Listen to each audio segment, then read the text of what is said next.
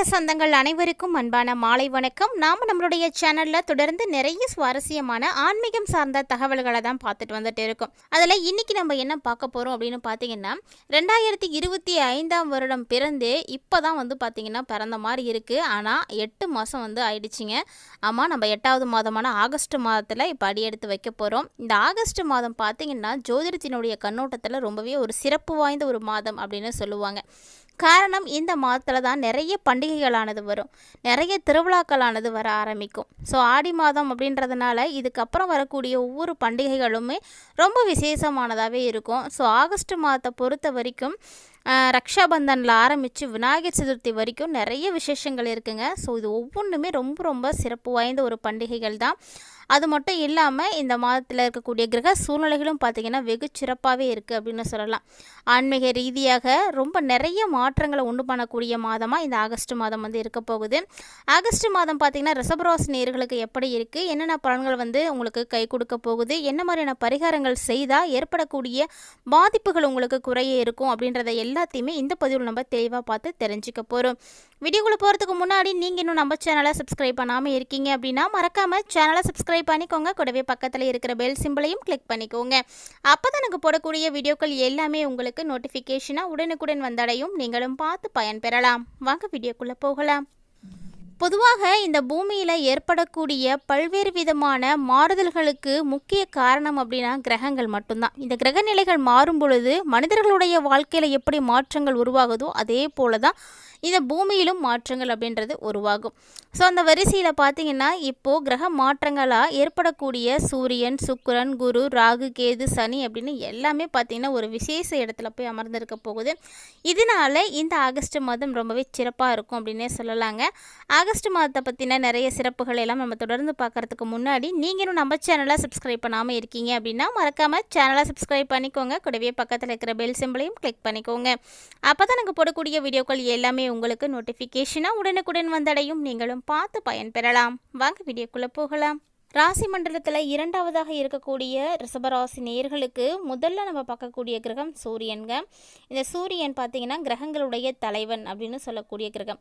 எப்படி ஒரு குடும்பத்தில் ஆண் ரொம்ப ரொம்ப முக்கியமான நபராக இருக்கிறாரோ, குடும்ப தலைவனாக இருக்கிறாரோ, அதே போல தான் இந்த சூரியனும்.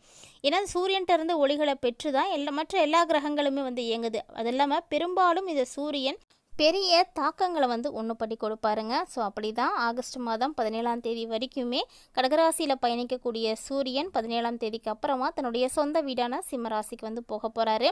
அடுத்ததாக புதன், சுக்கிரன், செவ்வாய் இந்த கிரகங்கள் வைத்து பார்க்கையில் புதன் ஜூலை 18 அன்னைக்கு வக்ரம் அடைஞ்சிட்டாரு கடகராசியில்.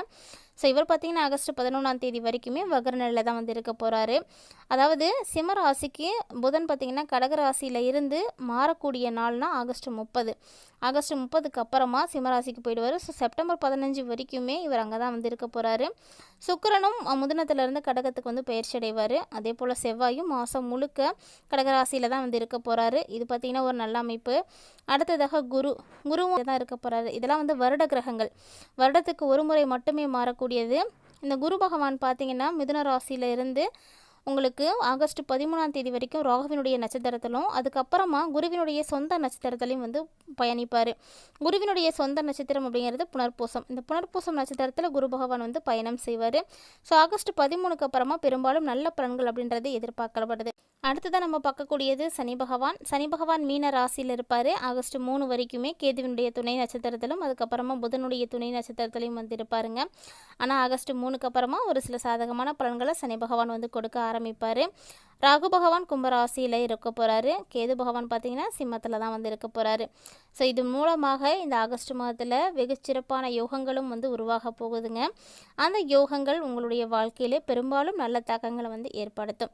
இந்த கிரகநிலைகளுடைய அடிப்படையில் தான் ரிஷபராசி நேயர்களுக்கு இந்த காலகட்டங்களில் பலன்கள் அப்படின்றது கிடைக்க போகுது. அதாவது இந்த மாதம் உங்களுக்கு ஒரு யோகமான மாதம் அப்படின்னே சொல்லலாம். ஏன்னா நிறைய பலன்கள் உங்களுக்கு சிறப்பாக இருக்க போகுதுங்க. பணவரவு கண்டிப்பாக அதிகரிக்கும். மனசில் ஏதாவது ஒரு கவலை அப்படின்றது உங்களுக்கு இருந்துகிட்டே தான் இருக்கும். அது என்ன அப்படின்றத உங்களுக்கு வெளிப்படுத்தவே தெரியாது. ஏதாவது ஒரு வகையில் ஏதாவது ஒரு நினைப்பு இருந்துக்கிட்டே தான் இருக்கும்.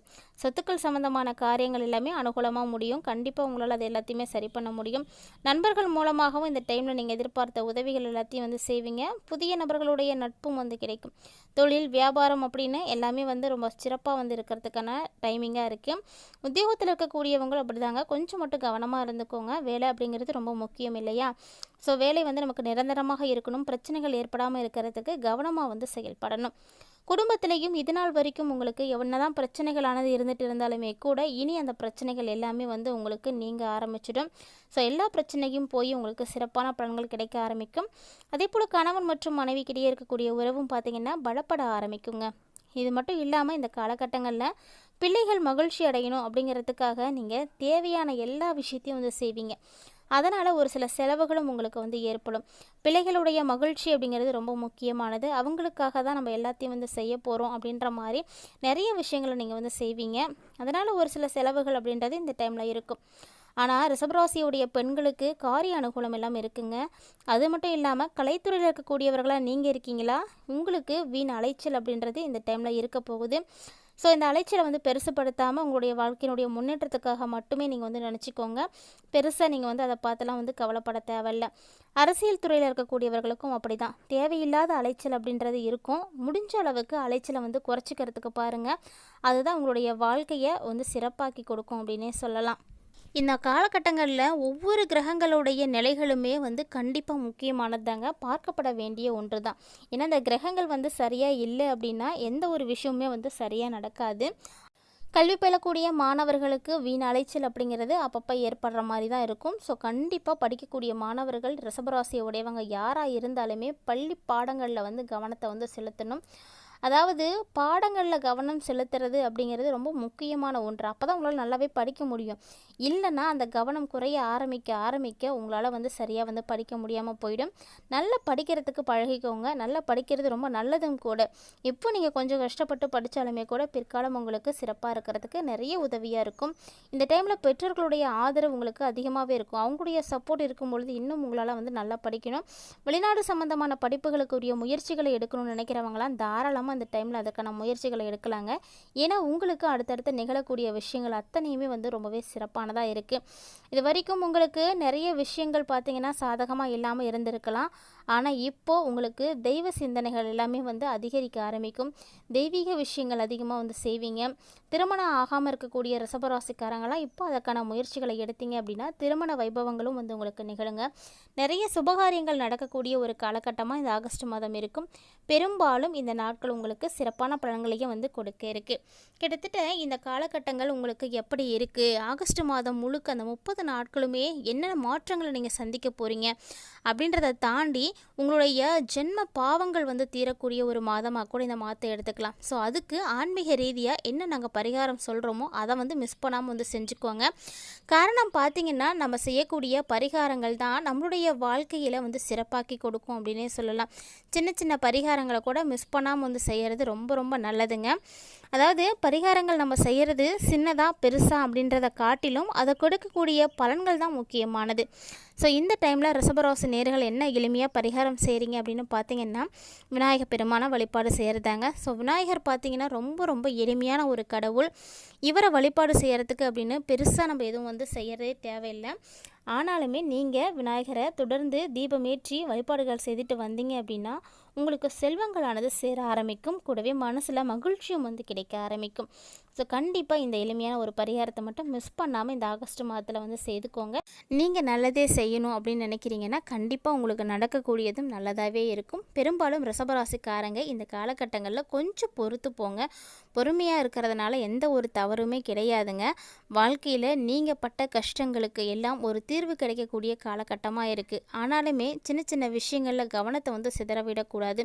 பணத்தேவைகள் உங்களுக்கு பெரும்பாலும் எந்த பாதிப்புகளையும் கொடுக்கல அப்படின்னாலுமே கூட மற்ற வகைகளில் ஏற்படக்கூடிய பிரச்சனைகளில் சமாளிக்க வேண்டி இருக்கும். கண்டிப்பாக ஆரோக்கியம் சார்ந்த விஷயத்தில் முழுமையான அக்கறை எடுத்துக்கோங்க. ஆரோக்கியம் ரொம்பவே முக்கியமானது. இந்த வீடியோ பதிவில் ரிஷபராசி நேயர்களாகிய உங்களுக்கு அடுத்து வரக்கூடிய ஆகஸ்ட் மாதம் முழுக்க என்ன மாதிரியான பலன்கள் கிடைக்க போகுது அப்படின்றத நீங்கள் பார்த்துருப்பீங்கன்னு நினைக்கிறேன். வீடியோ உங்களுக்கு பிடிச்சிருக்குன்னா லைக் பண்ணுங்கள், ஷேர் பண்ணுங்கள், மறக்காமல் கமெண்ட் பண்ணுங்கள். இது மட்டும் இல்லாமல் இது போல் பல இன்ட்ரெஸ்டிங்கான தகவல்களை எல்லாம் நீங்கள் தொடர்ந்து பார்த்து தெரிஞ்சுக்கணும் அப்படின்னு விருப்பப்படுறீங்கன்னா அப்போ மறக்காமல் நம்ம சேனலை சப்ஸ்கிரைப் பண்ணிவிட்டு ஃபாலோ பண்ணிக்கோங்க. இது மட்டும் இல்லாமல் இது போல் பல இன்ட்ரெஸ்டிங்கான தகவல்களை எல்லாம் தொடர்ந்து பார்க்குறதுக்காக மறக்காமல் நம்ம சேனலை சப்ஸ்கிரைப் பண்ணிவிட்டு ஃபாலோ பண்ணிக்கோங்க.